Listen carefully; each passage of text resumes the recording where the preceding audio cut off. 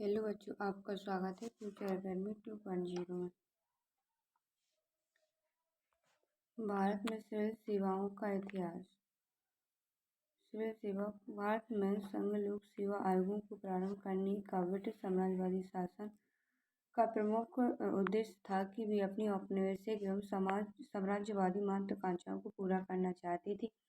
वह भारत में एक स्थायी प्रशासनिक सेवा का विस्तार करना चाहती थी, जिससे भारत में विस्तृत रूप से प्रशासनिक कार्यों का संचालन कर सके।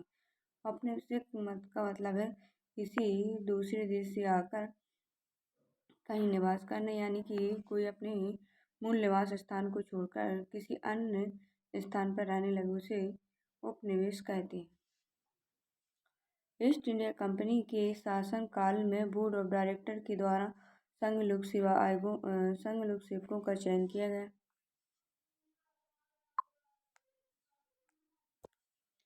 भारत में लोक सेवाओं का जनक लॉर्ड कॉर्नवालिस को कहा गया, क्योंकि लॉर्ड कॉर्नवालिस ने ही भारत में प्रशासनिक सुधार एवं अन्य सुधारों के द्वारा ईस्ट इंडिया कंपनी के कार्यों में परिवर्तन किया।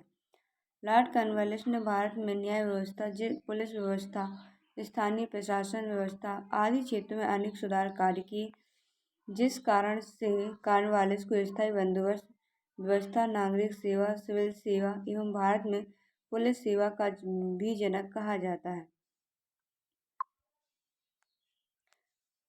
कॉर्नवालिस भारत में 1786 से 1793 तक, 98 नहीं है यहाँ पर, 1793 तक कोलकाता में गवर्नर जनरल रहा कोलकाता का। 1805 में कॉर्नवालिस की मृत्यु हो गई थी। गाजीपुर में इनका समाधि स्थल है। 1854 में लॉर्ड मैकाले की अध्यक्षता में the committee of India civil service का गठन किया गया। 1855 में लंदन में पहली बार इंडियन सिविल सर्विस का गठन हुआ और all India European civil service.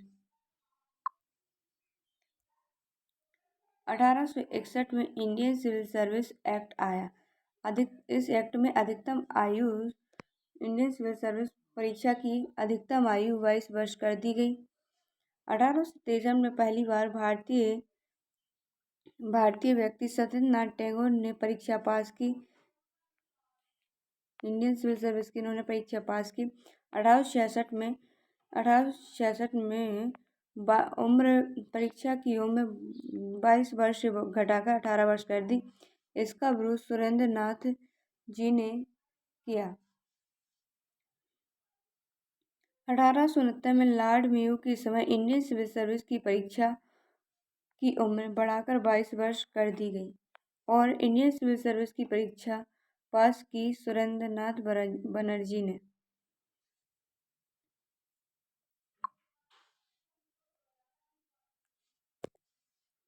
1886 में लॉर्ड डफरिन के समय एचिसन आयोग का गठन किया गया, जिसमें इंडियन सिविल सर्विस की उम्र 22 वर्ष से बढ़ाकर 23 वर्ष कर दी गई। 1912 में इस्लिंगटन आयोग आया था। इसका मुख्य उद्देश्य इंडियन सिविल सर्विस की परीक्षा इंग्लैंड के साथ साथ भारत में भी की जाए।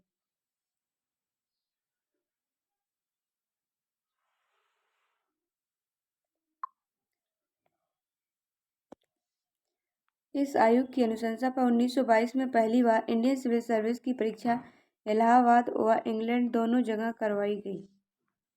इसमें परीक्षा सुभाष चंद्र बोस ने दी थी। 1920 में चौथी रैंक हासिल की थी। 1924 में ली आयोग आया, जिसका मुख्य उद्देश्य लॉर्ड ली की अध्यक्षता में आयोग का गठन किया। इसे रॉयल कमीशन आयोग भी कहते हैं। ली आयोग की सिफारिश पर ही भारत में 1 अक्टूबर 1926 को केंद्रीय लोक सेवा आयोग का गठन किया गया। केंद्रीय सिविल सेवा आयोग की पहली अध्यक्ष सर रॉस बार्कर थी। 1935 के एक्ट में SBSC का नाम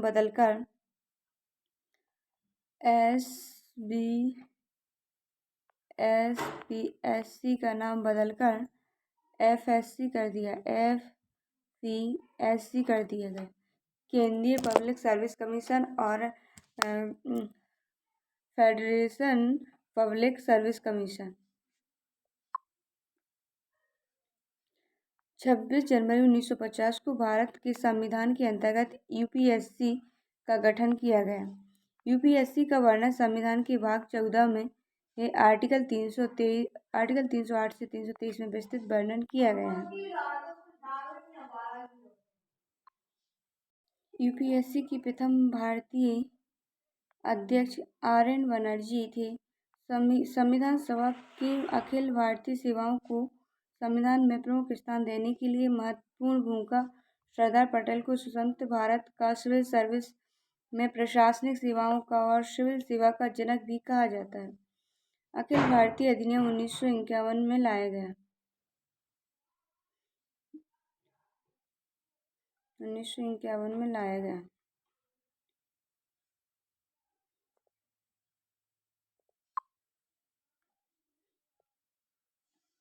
अखिल भारतीय सेवाओं का शिक्षण संस्थान। अखिल भारतीयों की सेवाओं की शिक्षण संस्थान लाल बहादुर शास्त्री राष्ट्रीय प्रशासन अकेदमी मसूरी में यहाँ पर IAS की ट्रेनिंग करवाई जाती है। सरदार वल्लभ भाई पटेल राष्ट्रीय पुलिस अकेदमी हैदराबाद में स्थित है। सुषमा स्वराज अकेडमी न्यू दिल्ली में स्थित है। इंदिरा गांधी राष्ट्रीय अकेदमी देहरादून में स्थित है। भारतीय लोक सेवा प्रसारण दिल्ली में स्थित है। राष्ट्रीय ग्रामीण विकास एवं पंचायती राज संस्थान हैदराबाद, राष्ट्रीय वित्तीय प्रबंधन संस्थान फरीदाबाद और रेलवे स्टाफ कॉलेज वडोदरा में स्थित है।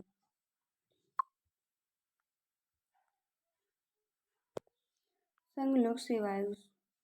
संघ लोक सेवा आयोग को इंग्लिश में यूनियन पब्लिक सर्विस कमीशन कहा जाता है। संघ लोक सेवा आयोग एक संवैधानिक संस्था है। आर्टिकल 335 से 323 तक इसका वर्णन किया गया है। भाग 14 में संविधान का वर्णन है। भाग 14 में संघ लोक सेवा आयोग का वर्णन है। संघ लोक सेवा आयोग की स्थापना 26 जनवरी 1950 को की गई। कब की गई? 26 जनवरी 1950 को की गई। संघ लोक सेवा आयोग की संरचना: एक अध्यक्ष होगा और सदस्य 9 या 11 से राष्ट्रपति के अनुसार अधिकतम 9 या 11 राष्ट्रपति के अनुसार।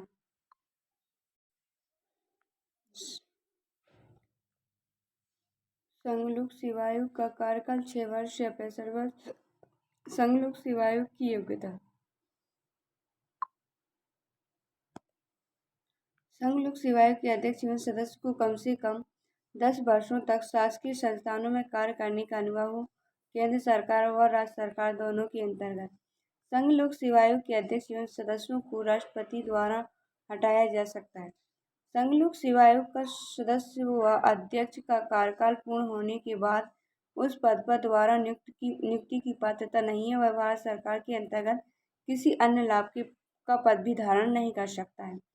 संघ लोक सेवा आयोग के सदस्य का कार्यकाल पूरा होने के बाद आयु सीमा शेष रहने पर संघ लोक सेवा आयोग का सदस्य संघ लोक सेवा आयोग का अध्यक्ष या राज्य लोक सेवा आयोग का सदस्य अध्यक्ष बन सकता है।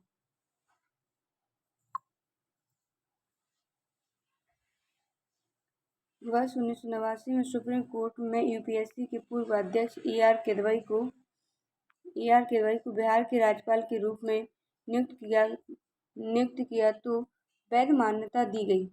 नियुक्ति को वैध मान्यता दी और सुप्रीम कोर्ट ने बताया कि राज्यपाल का पद लाभ का पद नहीं है, यह समाज सेवा का पद है।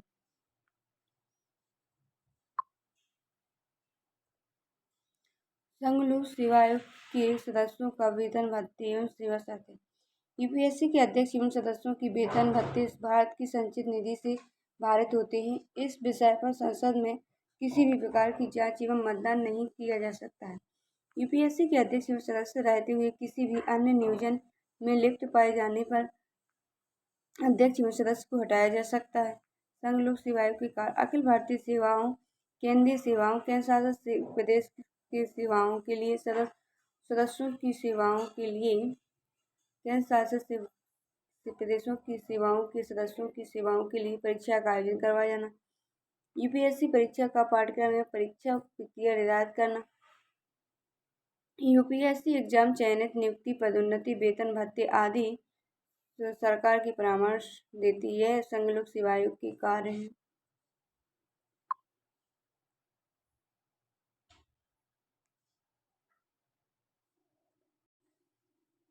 यूपीएससी आर्टिकल 323 के तहत अपनी वार्षिक प्रतिवेदन राष्ट्रपति को सौंप सकता है। राष्ट्रपति संसद के पटल पर इसे रखवाता है।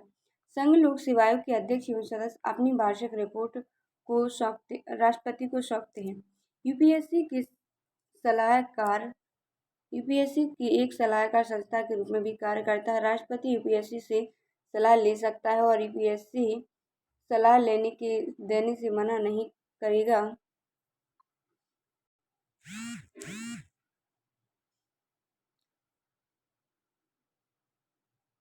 यूपीएससी से सलाह राष्ट्रपति यूपीएससी से सलाह ले सकता है और यूपीएससी सलाह देने से मना नहीं करेगा, जबकि यह सलाह राष्ट्रपति के लिए बाध्यकारी नहीं है।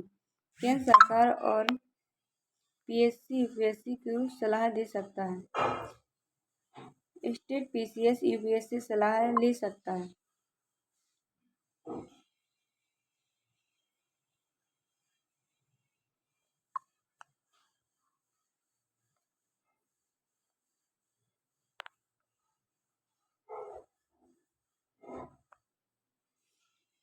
संघ लोक सेवा आयोग की सीमाएं। यूपीएससी के अध्यक्ष एवं सदस्य आरक्षण के संबंध में कोई सलाह नहीं दे सकते हैं। यूपीएससी संस्था में कोई परिवर्तन करना हो तब कोई विशेष अधिकार नहीं है। यूपीएससी के प्रथम अध्यक्ष यूपीएससी के प्रथम अध्यक्ष 1 अक्टूबर 1926 को सर रॉस बारकर को बनाए गए थे और स्वतंत्र भारत के प्रथम यूपीएससी के अध्यक्ष 26 जनवरी 1950 को RN बनर्जी को बनाया गया था।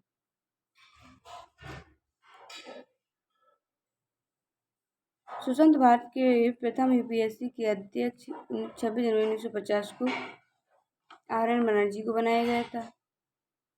यूपीएससी की वर्तमान अध्यक्ष मनोज सोनी और यूपीएससी की प्रथम महिला अध्यक्ष रोज विलियन मैथ्यू।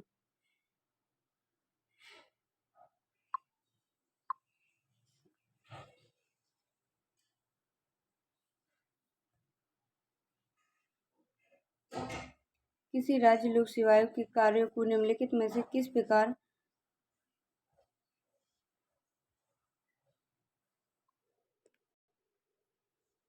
वस्तुनिष्ठ प्रश्न। किस राज्य लोक सेवा आयोग के कार्यों को निम्नलिखित में से किस प्रकार की अनुमोदन से संघ लोक सेवा आयोग को सौंपा जा सकता है? मुख्य न्यायाधीश को, प्रधानमंत्री को, लोकसभा के अध्यक्ष को या राष्ट्रपति को। इसका आंसर होगा डी, राष्ट्रपति को। भारत के संविधान निम्नांकित में से किस अनुच्छेद के अंतर्गत संघ लोक सेवा आयोग और राज्य लोक सेवा आयोग का प्रावधान किया गया है? इसका अनुच्छेद 315, अनुच्छेद 330, अनुच्छेद 325, अनुच्छेद 356। इसका आंसर होगा ए, 315।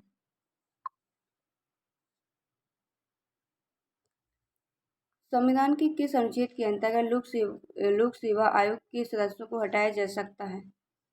315, 316, 318,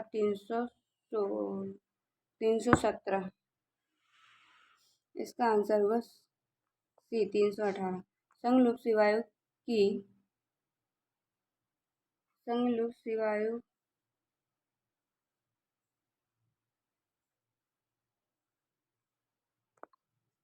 संघ लोक सेवा आयोग के लिए निम्न में से कौन सा सही है?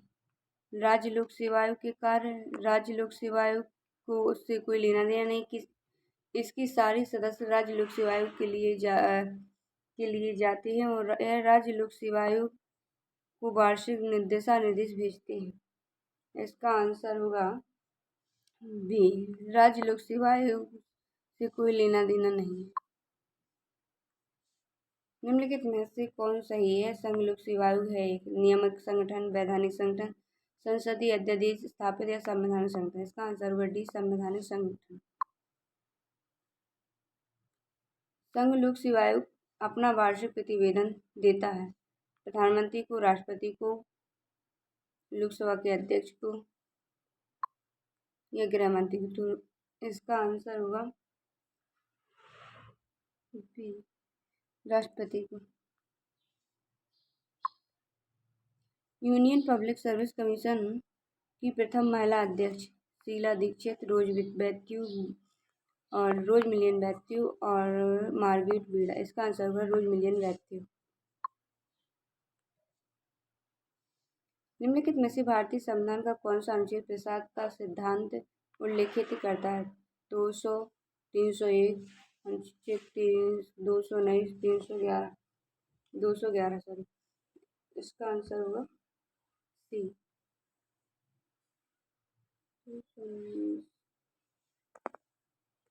इसका आंसर है 310। 310 में भारतीय संविधान में प्रसाद का सिद्धांत उल्लिखित किया गया है।